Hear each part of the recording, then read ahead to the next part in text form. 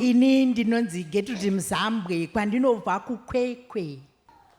Ini ndinofara nekupinda ndichipa testimony yangu.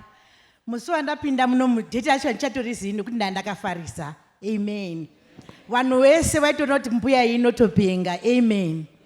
Ndakadaidzwa nemunhu waMwari. I was the first person kudaidzwa uzouya pano. Ndobva ndaenda. Ndaitadza kufamba, ndaitadza kana kumira. Muyai mama. Makadi mama. Tiripo zvangu makadi. Zvaitika kuupenyu hwenyu nhasi. Ndinotenda. Ndoda kuti mupore nhasi. Amen. Nokuti ndiri kuoneswa makumbo enyu anokurwadza. Ndikutadza kana kumugara chaiko. Vakambotaura nyaya yearthritis. Yes. Vakataura nyaya yeBP. Yes. You are free in the mighty name of Jesus.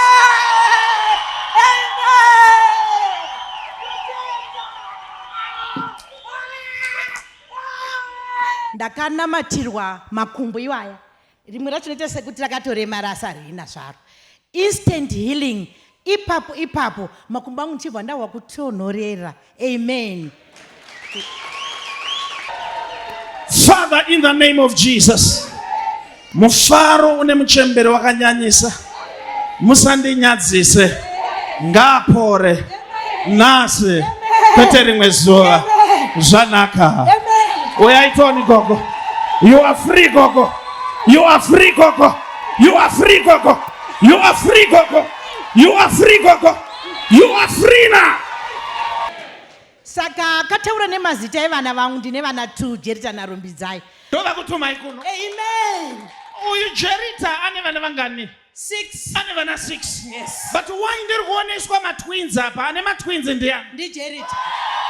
Wanga vari kuSouth Africa. Wachiti munoda kuenda kuSouth Africa unorapwa makumbo. Handina kuzoti ndoda kuenda nekuti ndandaona kuti zvandanchida zvaita.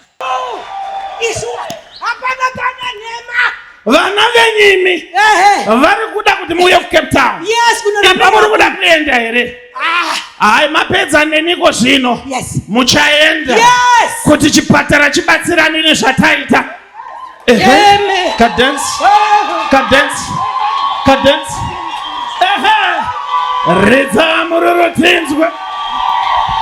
Saka vana ivavo ndinongoenda kunoazadzisa kuti vaone kuti mai vavo vari kufamba. Haleluya.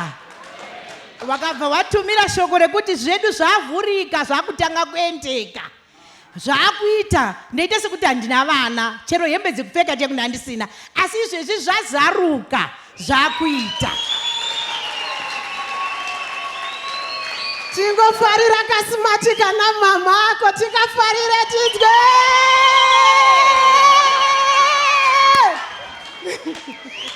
Tichibva ipapo vanhu vakatanga kuuya kwandiri ndabva pano. Zvikazi munoshandiswa pasocial media. Ndikati ndo zvandoda izvozvo ndokuti basa raMwari rifambe. Haleluya.